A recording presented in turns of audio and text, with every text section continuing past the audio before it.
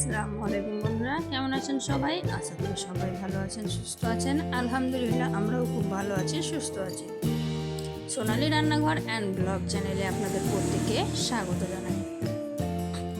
আজকে আমি আবারও একটা মজাদার, unique, healthy and tasty recipe নিয়ে হাজির হলাম আপনাদের সামনে। আজকের রেসিপিটা খুব অল্প তেল মশলায় কাঁচা মাছের একটা সুন্দর রেসিপি নিয়ে চলে এসেছি, যেটা দেখেই বুঝতে পারছেন যে কতটা লোভনীয় হয়েছে দেখতে। খেতে কিন্তু খুবই সুন্দর হয়েছিল, আর সেই জন্যই তোমাদের সঙ্গে শেয়ার করতে চলে এলাম। তো এখনকার ওয়েদার খুবই খারাপ, কোনো সময় ঠান্ডা, কোনো সময় গরম। আজকেই ঠান্ডা, আজকেই গরম, এরকম ওয়েদারে কিন্তু মানুষ ভেবে পায় না যে আমাদের কি ধরনের খাবার খাওয়া উচিত। তাই আমি বলবো, যেমন ওয়েদার তেমনভাবেই আমাদের চলা উচিত। একদিন কষা কষা, একদিন হালকা পাতলা, একদিন কম মশলা, এইভাবেই কিন্তু খাওয়া উচিত। তাহলেই কিন্তু শরীরটা পারফেক্ট থাকবে। তো আজকের যে রেসিপিটা আমি নিয়ে এসেছি সেটা কিন্তু একদম ইউনিক আর মজাদার একটা রেসিপি। আমি জীবনে প্রথমবার বানিয়েছি, আর এত টেস্টি হয়েছিল যে বলে বোঝাতে পারবো না। এটা খেয়ে তারপরেই কিন্তু দেখতে হবে যে এর স্বাদটা কেমন হয়েছিল। আজকের মাছটা হচ্ছে কাতলা, একটা ফ্রেশ মাছ ছিল। আমি মাছটা কিন্তু ভাজিনি, কাঁচাই রান্না করে নিয়েছি। খেতে কিন্তু অসম্ভব মজার হয়েছিল, তার জন্যই তোমাদের সঙ্গে শেয়ার করতে চলে এলাম। তো আজকের মাছটা আমি কিভাবে রান্না করেছি সেটা দেখতে হলে পুরো ভিডিওটা দেখতে হবে। তাই তোমাদের কাছে একটাই অনুরোধ, তোমরা পুরো ভিডিওটা দেখো, আর যদি ভালো লেগে থাকে অবশ্যই লাইক, শেয়ার, কমেন্ট করে দিও। আজকের মাছের রেসিপিটা করার জন্য এখানে আমি মাছ নিয়েছি, বাজার থেকে কাঁচা মাছ এনেছিল। এটা বড় সাইজের মাছ, কাতলা মাছের একটা বড় বড় পিস করে এনেছিল। মাছটাকে আমি আগেই ধুয়ে পরিষ্কার করে নিয়েছি। তারপরে ওপর থেকে এক পিস লেবু দিয়ে দিলাম।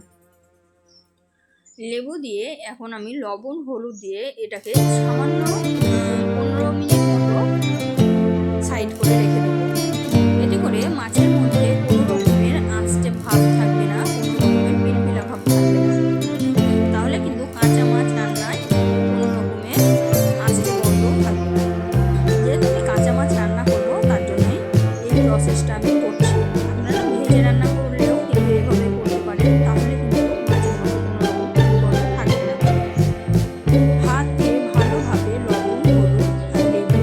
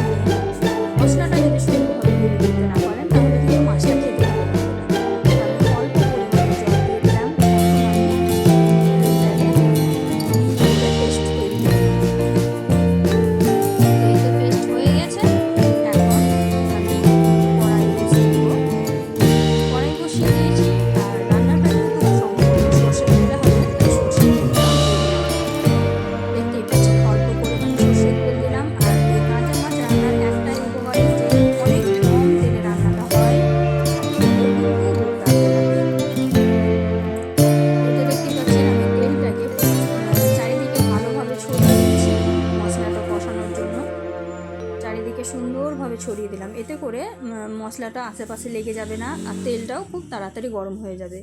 এখন যে ব্লেন্ডারে আমি ব্লেন্ড করে রেখেছিলাম মশলাটা, সেই মশলাটা আমি দিয়ে দিলাম, দিয়ে ভালোভাবে নাড়াচাড়া করে মিক্সড করে নিচ্ছি।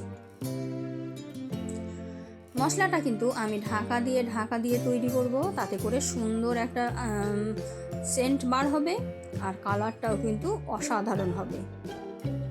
দেখতেই পাচ্ছেন আমি কিন্তু নাড়াচাড়া করে একটু ঢাকা দিয়ে দিয়েছিলাম। ঢাকা দিয়ে আমি তুলে দেখাচ্ছি, দেখুন ওপরে ওপরে কিন্তু তেল ছাড়তে শুরু করে দিয়েছে।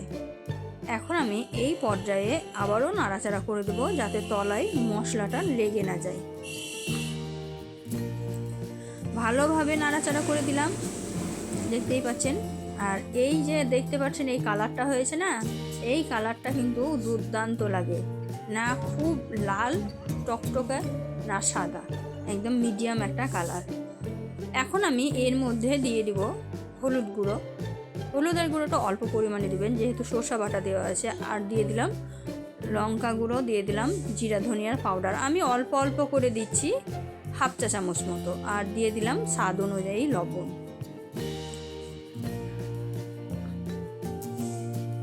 তারপরে ভালোভাবে সব মশলা একসঙ্গে কষিয়ে নিলাম। এখন আমি তলায় যাতে ধরে না যায় তার জন্য অল্প করে জলটা আমি মিক্সি ধোয়ার সেই জলটাই ব্যবহার করব। তো এই তো অল্প পরিমাণে জল দিলাম, জলটা দিয়ে ভালোভাবে নাড়াচাড়া করে মশলাটা কষিয়ে নেব। আর দেখুন কালারটা কতটা সুন্দর এসেছে, একদম মিষ্টি একটা কালার এসেছে। এখন আমি এটাকে আবারও ঢাকা দিয়ে হালকা আঁচে কিছুক্ষণের জন্য রান্না হতে দেব। এইভাবে রান্না করলে কোনো মশলারই দুর্গন্ধ থাকবে না, সুন্দর একটা সেন্ট বার হবে, আর মাছের স্বাদটাও কিন্তু দুর্দান্ত হবে। ঢাকা দিয়ে কিছুক্ষণের জন্য রেখেছিলাম, তারপরেই দেখুন উপরে একদম টকবক টকবক করে তেল ফুটছে, মানে মশলাটা আমার সুন্দরভাবে কষানো হয়ে গেছে। এর থেকে বেশি আর কষানোর দরকার নেই, তেলটা ছেড়ে দিয়েছে যেহেতু। এখন আমি মশলাটাকে একটু নাড়াচাড়া করে দিলাম, তারপরে কাঁচা মাছ আমি অ্যাড করব। মাছটা কিন্তু আমি মশলা মাখিয়ে রেখেছিলাম, তারপরে ধুয়ে পরিষ্কার করে নিয়েছি। দিয়ে আমি একে একে মাছগুলো অ্যাড করে দিচ্ছি।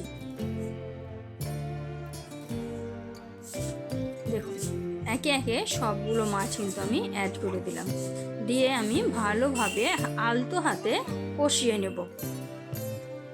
মাছটা আলতো হাতে কষাতে হবে, যেহেতু এটা কাঁচা মাছ, তাড়াহুড়ো করলে আবার ভেঙে যেতে পারে, তার জন্য আলতো হাতে কষানোরই চেষ্টা করবেন।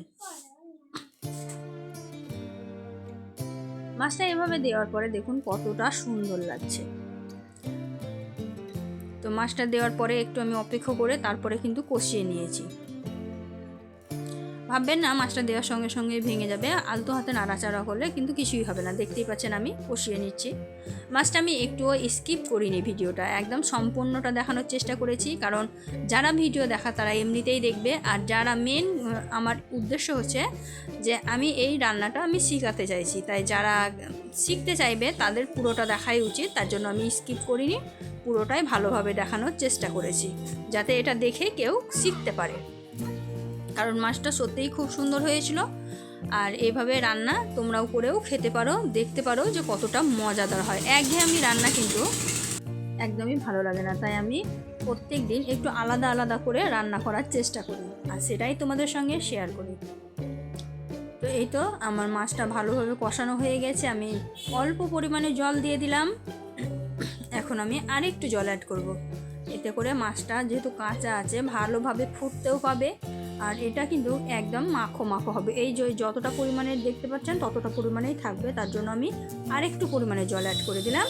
যে জলটা দিলাম সেই জলটা শুকিয়ে অল্প পরিমাণে থাকবে। এইভাবে গায়ের মাখো মাখো করে মাছটা রান্না করলে খুবই টেস্টি হয়। আর আমরা রেসিপিগুলো তৈরি করি খাবার পরেই কিন্তু ভয়েসগুলো দিই, কারণ আমরা নিজেরা যদি দেখি যে সুন্দর হয় তাহলেই কিন্তু আপনাদের সঙ্গে শেয়ার করি, তা না হলে কিন্তু আমরা শেয়ার করি না, কারণ আপনাদের জিনিস নষ্ট করে আমাদের কোনো লাভ নেই। তার জন্য আগে আমরা নিজেরা খাই, তারপরেই কিন্তু আমরা রেসিপিটা শেয়ার করি। তাই নিঃসন্দেহে আপনারা রেসিপিটা ট্রাই করতে পারেন। আর যদি ভালো লাগে অবশ্যই লাইক শেয়ার কমেন্ট করে দেবেন। আর আপনারা কী ধরনের ভিডিও আমাদের কাছে দেখতে চান সেটাও কিন্তু কমেন্টে জানাবেন, তাহলে আমাদের খুব ভালো লাগবে। কিছুক্ষণের জন্য রেখে দিয়েছিলাম ঢাকা দিয়ে। তারপরে দেখুন কত সুন্দর ফুটছে। এখন উপর থেকে কিছুটা ধনিয়া পাতা ছড়িয়ে দিলাম, দিয়ে আমি আবারও একটু ঢেকে রেখে দেবো। আর এই পর্যায়ে কিন্তু লবণটা অবশ্যই চেক করে নেবেন। আমার লবণের পরিমাণ একদম ঠিক ছিল, তাই আমি অ্যাড করিনি। যদি আপনাদের মনে হয় যে না একটু লাগতে পারে, তাহলে কিন্তু আপনারা একটু দিয়ে দিবেন। তো দেখতেই পাচ্ছেন নাড়াচাড়া করে দিলাম, করে দিয়ে আমি আবারও একটু ঢাকা দিয়ে দিব। ঢাকা দিয়ে খুব জোর তো 2 থেকে 3 মিনিট রাখবো একদম হালকা আঁচে, তাহলে সুন্দর একটা সেন্ট অ্যাড হবে।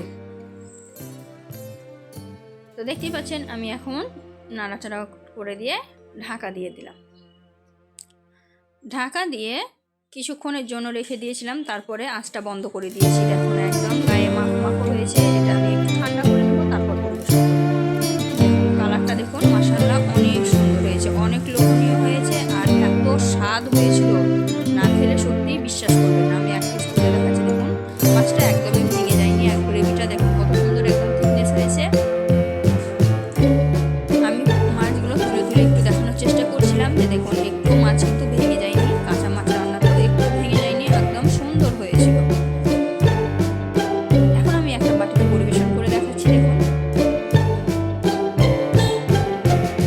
থিকনেসটাও যতটা সুন্দর হয়েছিল, কালারটাও ততটা সুন্দর হয়েছিল, খেতে তো অসম্ভব মজা হয়েছিল। তাই একবার হলেও তৈরি করবেন। আর যদি ভালো লেগে থাকে অবশ্যই লাইক শেয়ার কমেন্ট করে দিবেন। আর আমার ভিডিওগুলো দেখার জন্য অবশ্যই আমার চ্যানেলটিকে সাবস্ক্রাইব করে দিবেন, পাশে থাকা বেল আইকনটি প্রেস করবেন, তাহলে আমার ভিডিও নোটিফিকেশন আপনাদের কাছে তাড়াতাড়ি পৌঁছে যাবে। এই তো ফাইনাল লুক, দেখুন কত সুন্দর লাগছে। এই রেসিপি একদিন খেলে কিন্তু বারবার খেতে ইচ্ছা করবে, এতটা টেস্টি হয়েছে। ভিডিওটা যদি আপনাদের ভালো লেগে থাকে অবশ্যই লাইক শেয়ার করে দিবেন, আর বন্ধুদের সঙ্গে একটু শেয়ার করে দিবেন, যাতে করে তারাও শিখতে পারে, তাদের একটু উপকারে আসে, তার জন্য একটু শেয়ার করে দেবেন। আজকের ভিডিওটা এই পর্যন্ত। দেখা হবে এই ধরনেরই আরও নিত্য নতুন সুন্দর সুন্দর রেসিপি নিয়ে পরবর্তী ভিডিওতে। ততক্ষণ সবাই ভালো থাকবেন, সুস্থ থাকবেন, আর আমার জন্য একটু বেশি বেশি করে দোয়া করবেন, যাতে আমি যে উদ্দেশ্যে ভিডিওগুলো তৈরি করছি সেই উদ্দেশ্যটা যেন সাকসেস হয়। সবাই ভালো থাকবেন, সুস্থ থাকবেন। খোদা হাফিজ।